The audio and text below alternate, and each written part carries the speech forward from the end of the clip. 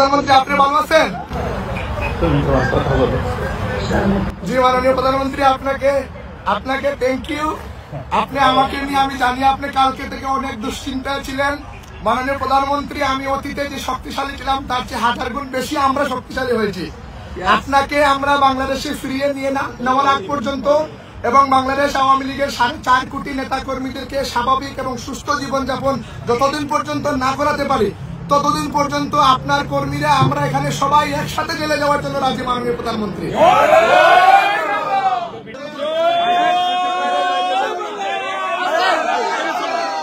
গত 14টি বছর থেকে নিজের জীবন এবং যৌবনের সর্বোচ্চটুকু দিয়ে যুক্তরাষ্ট্র যুবলীগের একজন কর্মী হিসাবে কাজ করে যাচ্ছি। কিন্তু আজকে আপনারা যারা জননেত্রী শেখ হাসিনার নির্দেশে গতকাল রাতে আমি কারাগারে যাওয়ার পর থেকে আপনারা সকলেই না ঘুমে না খেয়ে পরিবার পরিজনকে সময় না দিয়ে কারাগারের বারান্দায় ছিলেন। আপনাদের সবাইকে আমার ব্যক্তিগত পক্ষ থেকে, আমার প্রিয় সংগঠন যুবলীগের পক্ষ থেকে ধন্যবাদ এবং কৃতজ্ঞতা জানাই।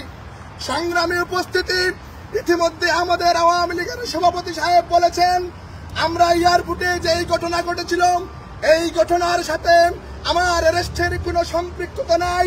কারণ আমরা যেখানে আপনারা দেখেছেন এয়ারপোর্টে কুলাঙ্গার আক্তারকে যেভাবে ডিম নিক্ষেপ করেছিলাম, আমরা ওখানে সংখ্যায় কম ছিলাম, কিন্তু আমরা প্রতিজ্ঞা করেছিলাম যে আমরা আওয়ামী লীগের নেতা কর্মীরা এবার ভয়ঙ্কর রূপে ফিরব। তবে আমাদের বাইক অনেক, প্রায় 200 থেকে 250 নেতা কর্মীরা হোটেলের সামনে ছিলেন। আমরা কিন্তু ওখানে সংখ্যায় কম থাকলেও এখানে একা মিজান চৌধুরীর কৃতিত্ব নয়, এই পুরো কৃতিত্ব যুক্তরাষ্ট্র আওয়ামী লীগ, যুবলীগ, ছাত্রলীগ আপনাদের সাথে। আমরা পরিশেষে একটা কথা বলতে চাই, যতদিন পর্যন্ত রাষ্ট্রনায়ক শেখ হাসিনাকে বাংলার মাটিতে ফিরিয়ে না নিব ততদিন পর্যন্ত যুক্তরাষ্ট্র আওয়ামী লীগের নেতা কর্মীরা যদি আমরা সবাই একসাথে জেলে যেতে হয় তাতেও আমরা রাজি আছি।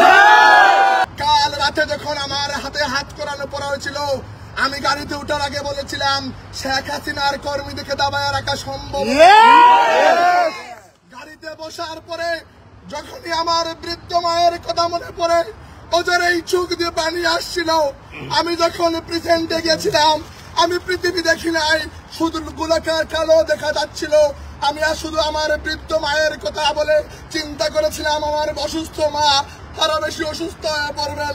কিন্তু প্রিয় নেতৃবৃন্দ, যখনই প্রেজেন্টে জেল হাজতে বসার পরে আমার বাংলাদেশের 2.5 লক্ষ কারাবন্দী আওয়ামী লীগের নেতা কর্মীর কথা মনে পড়েছে, তখনই আমাকে মনে হয়েছে আমাকে যদি আরো 2-3 মাস জেল কাটতে হয় আমি আমার দলের জন্য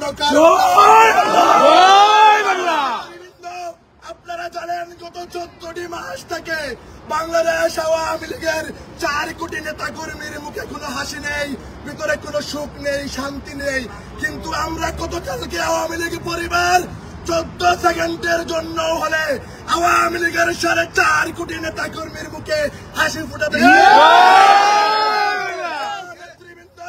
আপনারা জানেন যখনই আমাদের তৃণমূলের নেতা কর্মীরা খুশি হয়েছিল সাথে সাথে আমাকে ওরা প্ল্যান করে গ্রেফতার করার পরে অনেকেই আপনার সেই হাসি মুখ চলে গেছিল। কিন্তু মাননীয় নেত্রী পরিষ্কার আওয়ামী লীগের নেতৃত্বদেরকে ঘোষণা নির্দেশ দিয়েছিলেন যে আমাদের কর্মী মিজানকে ছাড় করে নিয়ে আসতে হবে। আমি গোটা আওয়ামী লীগ পরিবারের পক্ষ থেকে গণতন্ত্রের মানুষ কন্যা বঙ্গবন্ধুর কন্যা শেখ হাসিনাকে ধন্যবাদ, কৃতজ্ঞতা জানাতে চাই।